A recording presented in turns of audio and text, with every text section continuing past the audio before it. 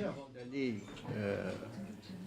au facteur aérien, le produit, déjà, est-ce qu'il est capable d'absorber plus de clientèle? Je reviens à la segmentation qui est très très importante dont je parlais tout à l'heure, parce que si on veut parler de la haute saison de juillet-août, la Tunisie n'a pas attendu le retour des gros tour opérateurs ces 7 dernières années. Et bien évidemment, comme la nature a horreur du vide, les hôtels ont toujours fait le plein en juillet-août avec la clientèle locale qui a pris goût au séjour hôtelier avec la clientèle algérienne. Il y a eu 2,4 millions d'Algériens qui ont séjourné en Tunisie en 2017. Et les hôtels tunisiens, en période crise, ont été toujours pleins en juillet-août.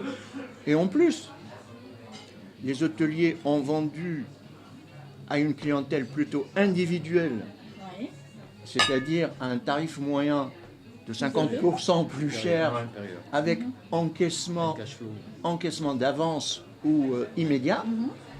Alors, aujourd'hui, le retour des tours opérateurs sur juillet-août n'a pas de sens. Oui, n'a pas beaucoup d'intérêt pour les hôteliers. Alors, quand est-ce qu'il pourrait avoir de l'intérêt? Il pourrait avoir de l'intérêt si on pouvait ouvrir les 200 hôtels, quelques-uns des 200 hôtels qui ont été fermés. Oui, là, on aura de la capacité supplémentaire. Mais ça ne sera pas suffisant. Ils ont été ça fermés sera pas. Pourquoi Je reviendrai. Ça ne sera pas suffisant parce que 2 mois d'exploitation ne font pas vivre un hôtel et ne peuvent pas permettre de le laisser ouvert. Donc la Tunisie aujourd'hui a besoin d'un remplissage en amont et en aval de la haute saison. Et ces périodes entre avril, vacances de Pâques, qui ont toujours bien marché dans le passé, le mois de mai, le mois de juin, et en aval sur septembre, octobre, pour rallonger la saison, là, il y a un véritable problème. Alors, comment était commercialisée la capacité hôtelière tunisienne de 240 000 lits avant la crise de 2011? Il y avait les groupes, il y avait les comités d'entreprise, les associations, tout le tourisme social qui venait prendre ces périodes donc, et qui permettaient à l'hôtellerie tunisienne et au tourisme tunisien plus généralement, artisanat compris, de fonctionner sur un minimum de 6 mois sans discontinuité et qui, avec un taux d'occupation en moyenne au final de l'ordre de 57-60%, et c'était déjà insuffisant à l'époque. Alors aujourd'hui, quand on parle de segmentation bien précise du tourisme tunisien, qu'est-ce qui s'est passé en 2011? Nous avons 2 segments qui ont totalement disparu. Nous avons le tourisme de groupe social des associations qui représentait sur 1,4 million d'entrées, dont les 500 000 entrées, totalement disparu. Donc vous êtes déjà à 900 000. Après, vous avez le tourisme saharien, le tourisme du Sud, tous les circuits qu'on faisait, départ, entrée, sortie, Tozeur, les séjours de Tozeur, etc. Un bon 80 000, 100 000 clients qui ont disparu parce qu'il n'y a plus personne, sauf cette année. Bon appétit, hein. Et nous sommes heureux de constater le retour des clients sur Tozeur, bon, avec quelques encore ajustements à faire avec nos amis de Tunisair concernant la programmation des journées d'opération. Nous aimerions bien que ça continue avec les 3 nuits, les 4 nuits, etc. Mais c'est très technique. Mais aussi bien les producteurs, les hôteliers que les distributeurs sont ravis du retour de la clientèle française à Tozeur, ce qui est plus d'un signe, parce que la confiance revient. Et j'en profite, et ça me donne vraiment une bonne occasion pour penser à cette carte sécuritaire de la Tunisie, et je m'adresse à nos amis du Quai d'Orsay pour leur dire qu'il est peut-être temps de s'aligner sur les positions des autres pays comme l'Angleterre ou la Belgique qui ont levé les restrictions, ou les pays scandinaves qui ont levé toute restriction sur les entrées de leurs ressortissants en Tunisie, il est peut-être temps qu'au niveau de la France aussi, qu'on revoie cette carte sécuritaire de la Tunisie qui mettait en couleur un petit peu dissuasive, merci Richard, dissuasive pour les entrées touristiques. Donc aujourd'hui, la Tunisie, si on segmente le marché avant de penser à la haute saison qui est déjà au complet, l'hôtelier aujourd'hui, pour retirer ses 100 chambres à un tour opérateur algérien qui ne travaille que 2 mois, et les gens ils pensent commerce, hein, ils ne pensent pas à la nationalité, ils ne font pas de racisme, c'est pas du tout dans cet esprit-là. Mais s'il trouve un client qui va lui ramener plus de nuitées sur la continuité, sur la saison, bien évidemment, il va préférer ce contrat-là. Donc le retour des opérateurs français et européens et de tous les marchés traditionnels, ils vont avoir lieu en Tunisie si nous arrivons à aider le tourisme tunisien à faire autre chose que du juillet-août exclusivement. Et là, le facteur aérien, il faudra le revoir dans cette vision-là, pour que l'offre soit adaptée à la demande, pas uniquement en juillet-août ou en pointe, mais sur toute l'année. Oui, juste une petite question. Et je pense que c'est lié à ce que vous allez dire. La nature ayant horreur du vide, sur les 60% de nationalités restantes, qui est venu supporter la Tunisie ces dernières années? Quelle nationalité? Il y a eu une ouverture donc, sur l'Afrique. Donc Tunisair, donc, par rapport à ce passage à vide, donc, elle a diversifié son activité par des ouvertures sur l'Afrique.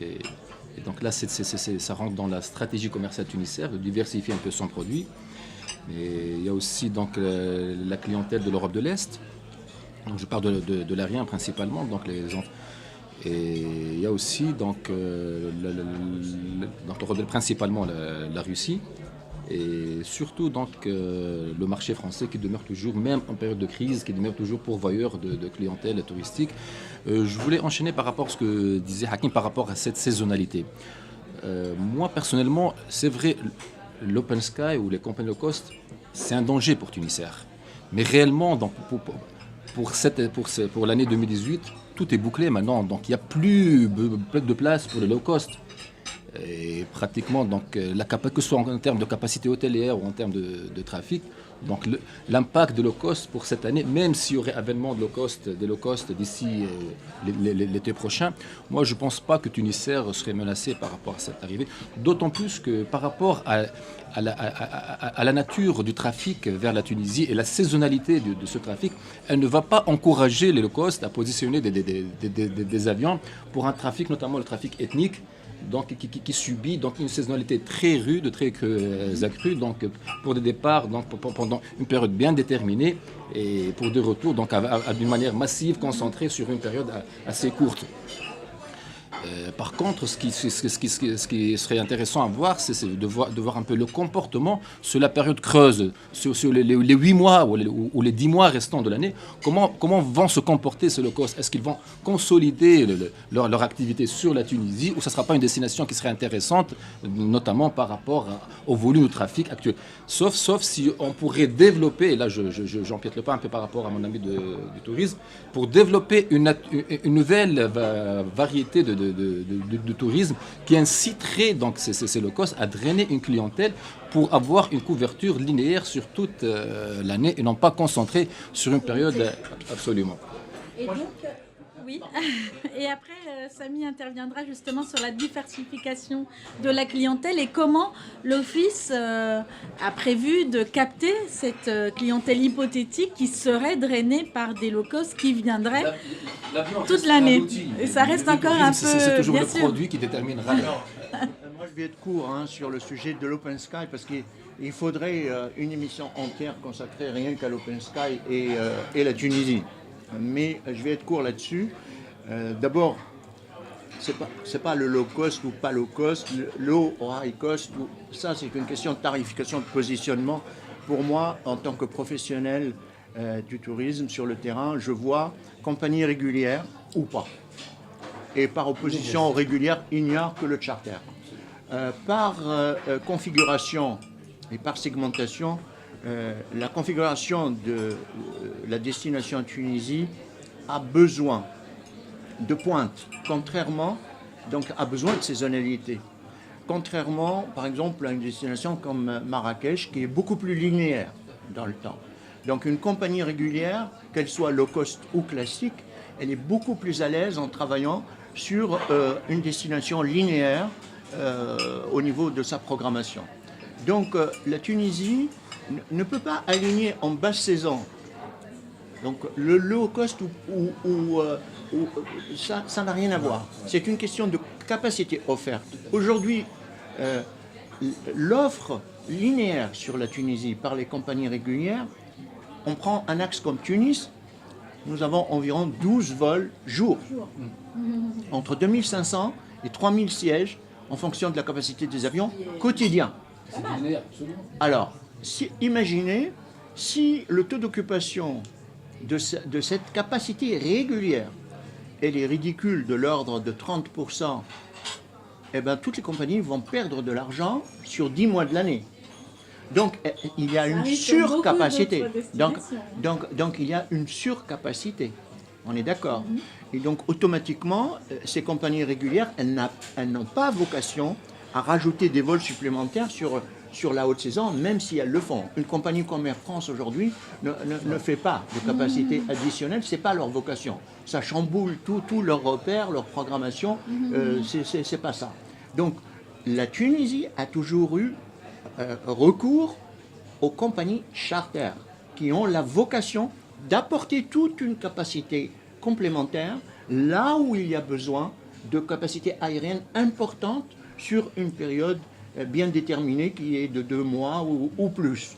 Maintenant, moi je pense que la situation sur les 7 dernières années, c'est pas que je pense, je constate, l'aérien sur l'axe Tunisie a été un aérien perdant. Donc toutes les compagnies aériennes, elles perdent de l'argent. Transavia, Tunisair, mais pas que Tunisair, Nouvelle Air aussi, toutes les compagnies. Donc c'est le marché qui travaille avec un prix de vente sur 10 mois de l'année inférieur au coût de production, au prix de revient. Donc je conclus. Dans ce contexte-là, l'open sky, et d'abord la Tunisie n'a jamais eu un ciel fermé pour qu'on puisse parler d'open sky sur la Tunisie, donc le problème s'est jamais posé. Donc la Tunisie n'a jamais été fermée au niveau du ciel. Toute compagnie, quand les 2 pavillons français et tunisiens ne pouvaient pas répondre à la demande, n'importe quelle compagnie, l'aviation civile, lui donnait l'autorisation de voler parce que la Tunisie est à vocation touristique depuis le départ. Donc le mot open sky ne rajoute rien du tout. Le low cost ou pas low cost, pour moi, ce sont des compagnies régulières. Elles viendront toutes les 2 mettre des fréquences quand le marché sera bénéficiaire, pas avant.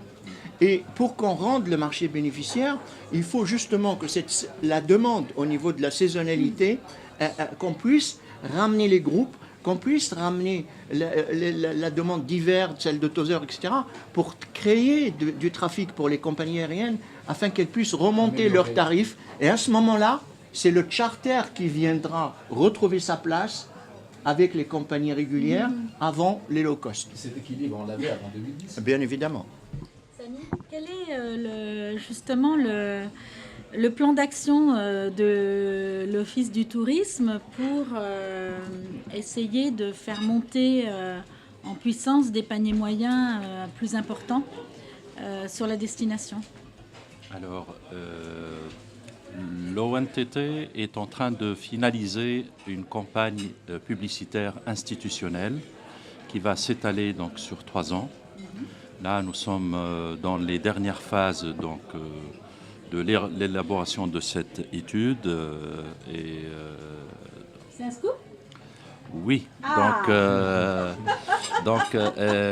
c'est un bureau donc français qui a été donc choisi pour mettre en place cette campagne. Et à travers cette campagne, donc les principaux atouts de la Tunisie vont être révélés. donc, pour présenter la Tunisie sous d'autres facettes, pour montrer que la Tunisie, ce n'est pas uniquement que du balnéaire, mais elle a d'autres produits donc, dont elle est fière. Et c'est peut-être ce côté-là qu'on ne connaît pas encore assez bien sur la destination. La thalassothérapie, le tourisme culturel, l'écotourisme, le tourisme de congrès, le tourisme saharien, donc, que Hakim vient d'évoquer, et bien d'autres formes de tourisme.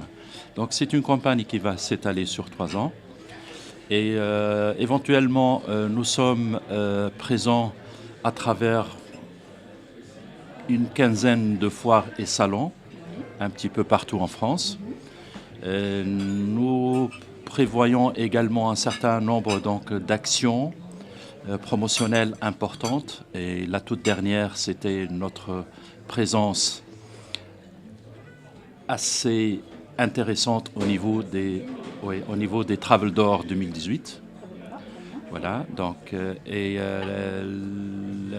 nous envisageons également donc, notre participation au niveau donc, du sommet de la francophonie qui se tiendrait donc, en 2020. Et là, depuis cette année, déjà, un certain nombre d'actions va être mis en place, sachant que la francophonie, quand même, est un atout, comme le précisait Richard tout à l'heure, à ne pas négliger.